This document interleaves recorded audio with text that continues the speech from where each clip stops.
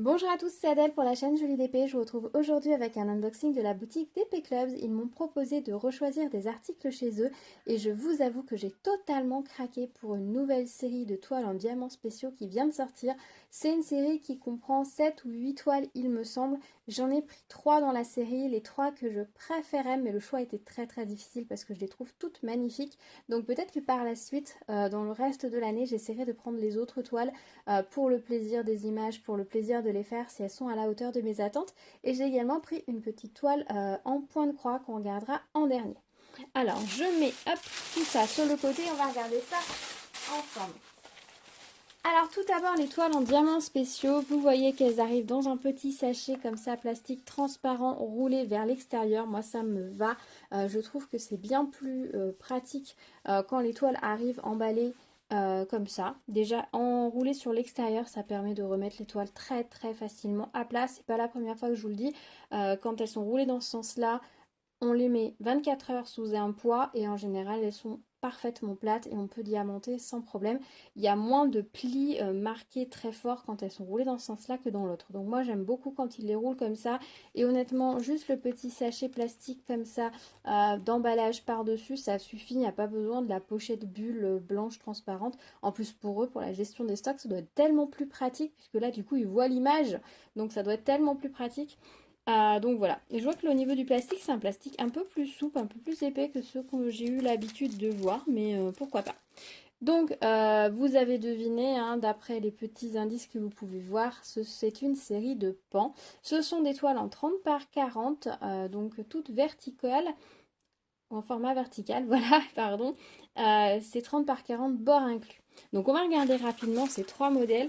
Alors j'ai choisi je crois des modèles assez colorés, mais il y a des modèles un peu plus hivernaux, un peu plus monochromes, mais elles sont toutes vraiment sublimes et j'espère qu'ils vont nous avoir vraiment mis de très beaux diamants dessus, je l'espère. Alors la première c'est hop, celle-ci. J'ai adoré les couleurs de cette toile. Alors au niveau de la queue du pan, on n'a pas énormément de gros diamants spéciaux. C'est vrai que quand on voit les pans, on s'attend toujours à avoir des gros beaux diamants dans la queue, dans les yeux des plumes de queue de pan. Mais là, c'est pas forcément le cas, mais c'est pas forcément très grave. J'aime beaucoup les couleurs. Franchement, quand on voit l'impression de l'image, c'est vraiment magnifique, c'est éclatant. Et je me dis que rehausser de diamants, ça va être sublime. Au niveau des symboles, donc au niveau des diamants, on a 11 diamants différents, dont au moins 4 diamants spéciaux en forme spéciale. C'est imprimé très clairement, comme vous pouvez le constater. Et au niveau de la colle, on va regarder comment la colle est apposée. Elle est apposée sur les symboles et elle m'a l'air plutôt bien posée. Donc ça, c'est plutôt chouette. Et ça colle très bien. La toile est pailletée en plus, vous voyez, ça va rajouter encore une petite touche supplémentaire de beauté à cette toile. Je la trouve lumineuse. Là, ça va être magnifique, les des petits diamants dans la plume du pan. Alors normalement, c'est une plume. Donc là, vu comme c'est posé, ça va faire un peu moins plume, mais on va avoir l'impression qu'il y a peut-être une branche de fleurs sur la tête. Je pense que ça va être très joli. L'œil n'est pas à diamanter, ça c'est un choix très judicieux. J'aime beaucoup comment ils ont suivi les formes des plumes avec les diamants. Je pense qu'elle va vraiment très bien rendre. Au niveau des strass spéciaux, je ne vais pas vous déballer puisqu'on a juste des grosses gouttes comme ça, vertes. Des ronds rouges un peu plus gros ici. Des gouttes, des navettes fastées rouges. Et on doit avoir... ça m'a l'air d'être tout. Donc pas forcément énormément de formes spéciales. Mais je pense que dans la composition, ça va très bien rendre. Donc voilà le premier pan. Et on a un toolkit, pardon, style école barquette dans un petit sachet zip refermable. Ça c'est très bien. Les petits sachets, moi je les récupère. Et ensuite, généralement, je les donne aux bricoleurs autour de moi. C'est toujours pratique pour ranger des choses. Hop, je vais poser ça ici. Ensuite, on va regarder la deuxième toile. Hop. Alors moi, je vais les ranger stockés à plat. Parce que je garde jamais les toiles roulées, je préfère toujours les mettre à plat comme ça, que le jour où j'ai envie de les diamanter, j'ai qu'à les sortir de mon tiroir sans moindre souci. Alors celui-ci c'est un pan qui ressemble presque à un phénix, en même temps le phénix ressemble beaucoup à un pan, vous trouvez pas? Donc voilà pour cette toile-ci très lumineuse. On a un château qui fait penser un peu au château de la Belle au Bois dormant dans le fond, un peu Disney. Vraiment très lumineuse aussi. C'est vraiment, j'ai vraiment, je crois, été sur les toiles les plus lumineuses. Quoique la suivante est un peu plus sombre, mais vraiment les couleurs m'ont happé et je me suis dit que ça serait très joli. Au niveau de la finesse, ici, on va avoir beaucoup plus de gros diamants à poser, donc ça va être un peu moins fin que les fleurs dessinées dans l'image. Je crois qu'on a plein de petites fleurs en mini-gouttes, ça va être très fin, il y en a aussi ici. Donc les fleurs en mini-gouttes vont apporter beaucoup de finesse, ce qui fait que ça va équilibrer avec là ici les gros diamants qui vont être très bruts, alors qu'on voit qu'on avait des fleurs en pétales un peu floues, genre pivoine dans le fond. Donc bon, ça va équilibrer, je pense, les deux. Dans la queue du pan, pareil, on n'a pas beaucoup de gros diamants un peu particuliers, un peu spéciaux. On va avoir quelque chose d'assez simple. Le pan ici est presque tout adiamanté dans la couleur 2, donc ça doit être du rouge, je pense. Oui, c'est ça, c'est du rouge. Donc il va être assez monochrome ce pan. Il n'y a que 6 couleurs différentes sur la toile, dont 4 formes spéciales. Les micro-gouttes, les navettes ici, les navettes ici, les navettes de la queue. Donc on est vraiment dans une toile assez monochrome à poser. Beaucoup de diamants rouges, vous pouvez le constater. Des micro-gouttes vertes. On a un rose un peu saumon. Et puis, c'est quoi l'autre couleur de diamant? C'est tout, le reste on passe tout en forme spéciale peut-être. Peut-être. Et ensuite voilà, du vert pour la queue du pan. Et puis du rouge et du rose pour les fleurs. Voilà, et un tout kit pareil, style école barquette. La colle, ça colle très bien et c'est à poser que sur les symboles également, donc nickel. Vraiment très jolie cette image également. Et on va regarder la dernière. Je me réjouis de les faire. Elles sont, ça m'enthousiasme vraiment parce que je vous avoue qu'il y a encore des toiles pan que je n'ai pas fait. Mais je les trouve pas forcément très jolies. Et là, vraiment, celles qui sont sorties. Alors là, on est dans un autre univers. Mais je l'ai trouvé ravissant. Je crois qu'il y a des pans qui ont des queues beaucoup plus travaillées, où il y a sûrement des plus gros diamants dedans. Mais moi, j'ai vraiment choisi pour la qualité de l'image. Alors ici, ils ont fait le choix que la fleur n'est pas du tout à diamanter. Mais par contre, on a des petites nuances à faire. Ici, on a des petites fleurs, des petites volutes dans le fond. Ici, là, sur la base sur laquelle il est posé, va être à diamanter. On a à nouveau des petites fleurs. On a pas mal d'impressions dans le fond et ça va très bien rendre. Ça va apporter beaucoup d'équilibre et de douceur. Alors, ce modèle fait un peu, peut-être, kitsch. Ça peut rappeler des compositions qui étaient très à la mode il y a quelques années. Je le reconnais tout à fait. Autant les deux autres sont très féeriques, autant celui-ci peut avoir un petit côté kitsch. Petit peu vintage qu'on aime ou qu'on n'aime pas, mais moi je trouvais ça très sympa. Là encore on est sur un pan qui est monochrome, qui va presque tout être adiamanté, qui est tout adiamanté avec la couleur 1. Le premier pan avait plusieurs couleurs, était beaucoup plus varié au niveau de la couleur adiamantée, et là on est encore sur quelque chose de très monochrome. Par contre ce qui est sympa c'est qu'ici toutes les plumes du coup vont être en diamants spéciaux, ça c'est très sympa. Dans la queue ben, on va avoir vraiment la forme des yeux, mais c'est juste des gouttes simples. Les fleurs ici, on est sur de la goutte assez simple aussi à poser. On va avoir un peu plus de couleurs ici. Il n'y a que 8 couleurs à nouveau sur cette toile. On est sur quelque chose d'assez minimaliste. Au niveau des diamants, voilà ce que ça donne. Donc on a des gouttes vertes pour faire les fleurs. Donc les fleurs dans le fond sont vertes. Beaucoup de strass argenté pour faire le pan. Là, c'est tout le poitrail du pan va être avec ces gouttes AB blanches, grand classique, mais ça va être sublime. Les gouttes ici, ça va être pour la queue du pan, ça va être magnifique. Et on a un peu de vert pour diamanter la base du pan et un peu de orangé pour faire ses pattes. Voilà, ça va être vraiment très sympa et on doit avoir des diamants un petit peu plus gros. Ah oui, là, des roses un petit peu plus gros pour sa crête. Voilà, ça va être très joli. Je me réjouis de la diamanter et un toolkit stylé colle barquette. Je vous avoue que ces toiles-ci, elles sont sublimes et je me dis que je pourrais bien essayer de leur dénicher une petite place quelque part à la maison parce que franchement, elles sont magnifiques.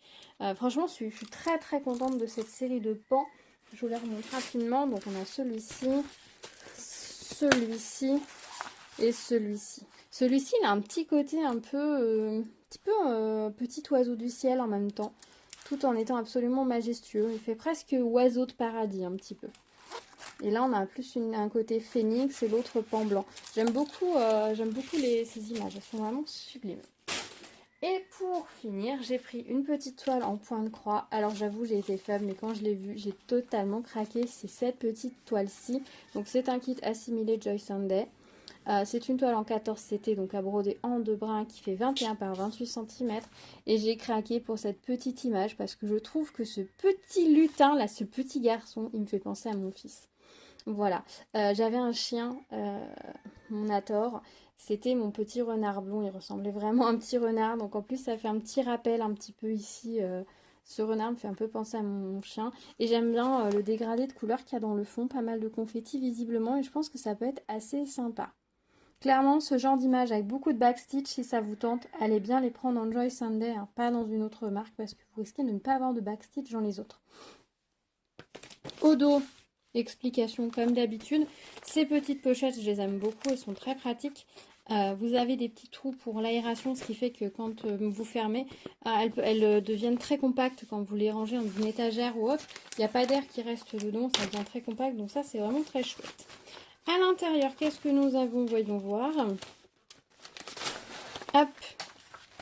Ah oui, il y a beaucoup de couleurs. Beaucoup de couleurs, comme vous pouvez le constater, puisqu'on a 45 couleurs à broder. On va avoir une couleur sur le point de nœud et 4 couleurs de backstitch. Voilà un petit peu la grille, comment ça se présente. Hop. La toile. Oula. Ah oui. Ah oui, ça rigole pas. Quand je vous disais qu'il va y avoir du confetti, ça rigole pas. Là, j'espère qu'elle est bien imprimée. Oui, elle est bien imprimée, on peut le voir. Les symboles pleins sont vraiment bien placés, donc ça, il n'y a pas de souci, nickel. Par contre, beaucoup de symboles différents, forcément, hein, puisque sinon, puisqu'il y a beaucoup de couleurs, tout simplement. Mais elle est bien imprimée.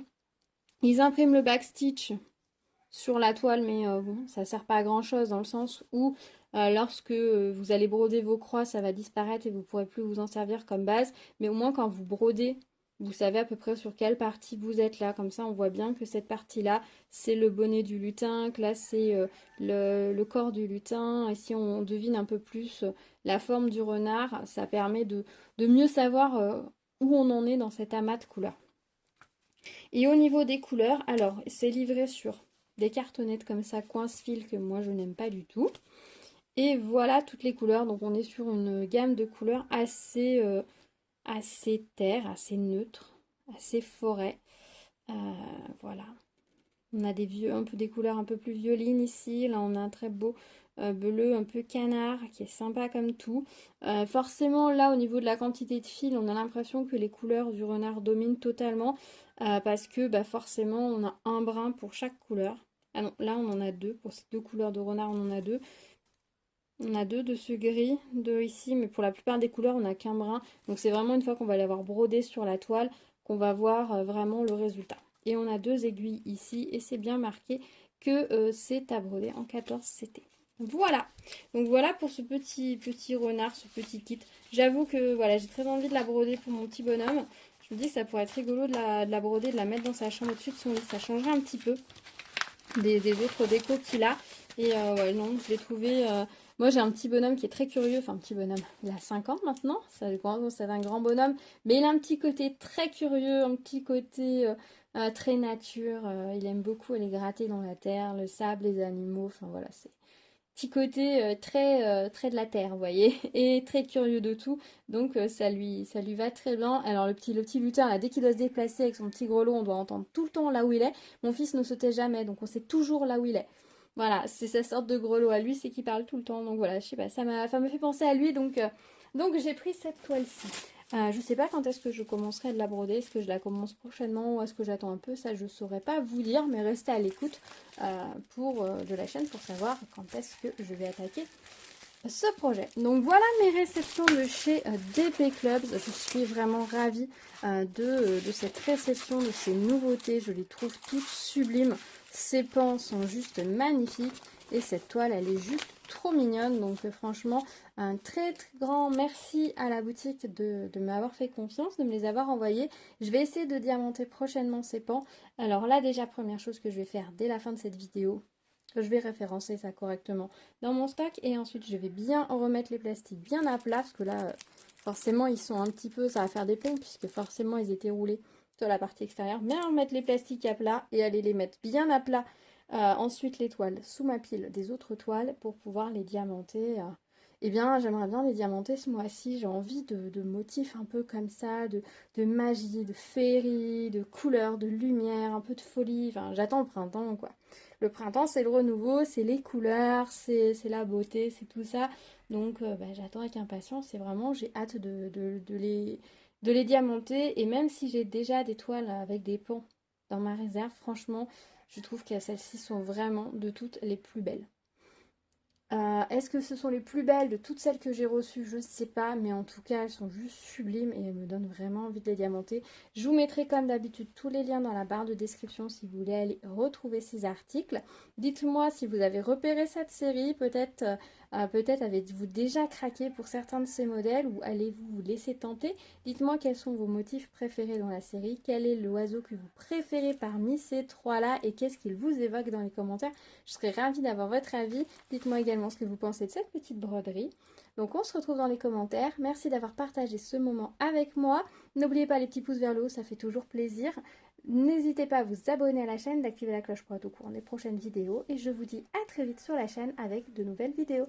Prenez soin de vous. À bientôt. Tchou tchou.